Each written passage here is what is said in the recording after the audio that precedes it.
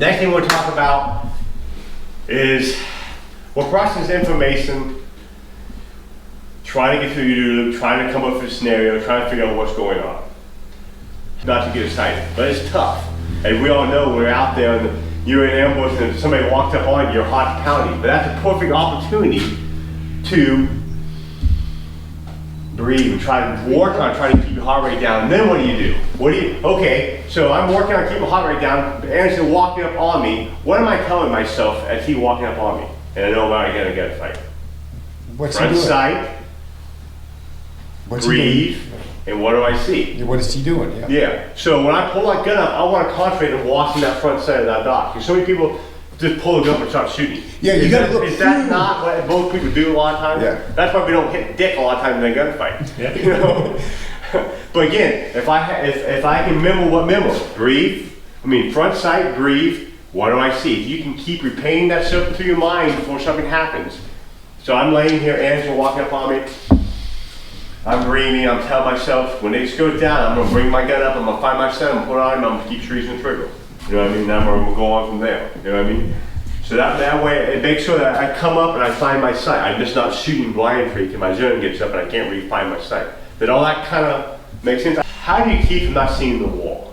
And what I mean by the wall is, a lot of times, like me and Cartel were talking here, and Anderson was talking here on break. A lot of times people get, when something bad happens, they can't believe it's happening, and for two, they can't control their breathing or the heart rate, and they just lose all function. And they might as well be just doing this. This is all really going on. Nothing's going on. It's shut down. They basically shut down the perfect word for it. How do you keep that from happening? Anybody? Breathing. Breathing is a great technique. Prepare yourself ahead of time. Prepare yourself ahead. There's another great technique. Always pay yourself mentally. Keeping your mind going, process information, playing mind games, keep yourself sharp. You know what I mean? If you're starting to get tunnel vision, shake your head and take a step to the left or the right. That breaks up tunnel vision, you know what I mean? Has anybody ever been taught how to combat breathe? Anybody else? Have anybody heard of it before? Combat breathing. Say that what? Combat breathing. Combat breathing. Yeah, where you're trying to control your heart rate and your basically taking information through breathing.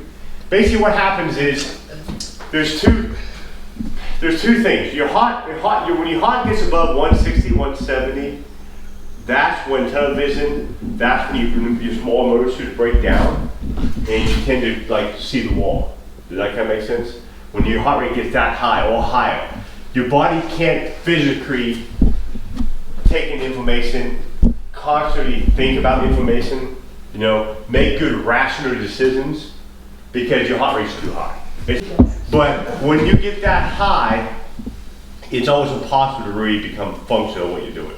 And the higher it gets, the more likely you're looking at the wall. Has anybody experienced that before?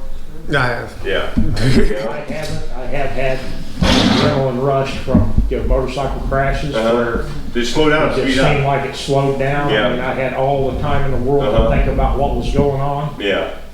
And I'm that's, sure my heart was probably pounding. and that's because your heart rate's too high, you know what I mean? It's one of the things, and that's not always a bad thing, but you gotta remember that you think you're going slow, but you're really not, you know what I mean? So don't freak out about it, you know what I mean? Yeah.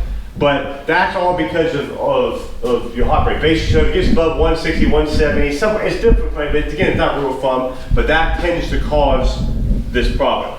But on the other hand, you're at your best performance. Athletes, shooters, you'll be at best performance between like 120 and 130, 140. That's when you're at your highest gain. So the same thing, your heart rate needs to elevate some, you know what I mean, to perform better like an athlete. You know what I mean? You gotta get the blood flow and the adrenaline going, you do it. But how do you keep that good? It's through breathing.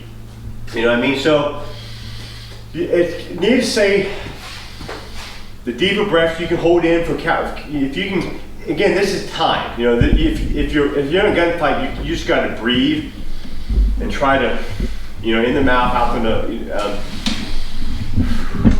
No panic attack. Yeah, no panic attack. You try to do that as you're moving, but if you have time, like if you're on a 45, before you engage the room, kind of breathe it in, hold it for 2 or 3 seconds, 4 seconds, and then let it slowly. You know what I mean? And then move on. If you amazing with a couple breathing techniques like that, especially if you have time, like on a 45 or a 135, it helps you really get your mind focused again what you need to do. So keep that in mind.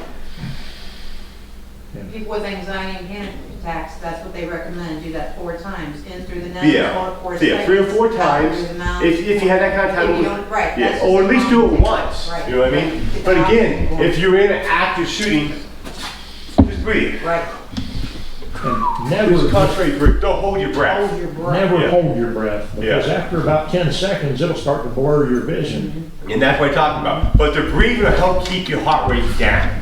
You know what I mean? That's about the only thing you can do. Breathing and shaking your head a little bit. If you start getting a ton of vision or talking, if I'm focusing on Rubal back there because I think he had his gun, if I kind of shake my head a little bit and breathe, it helped me to unclear the judgment of just kind of contact focusing on him. That kind of makes sense?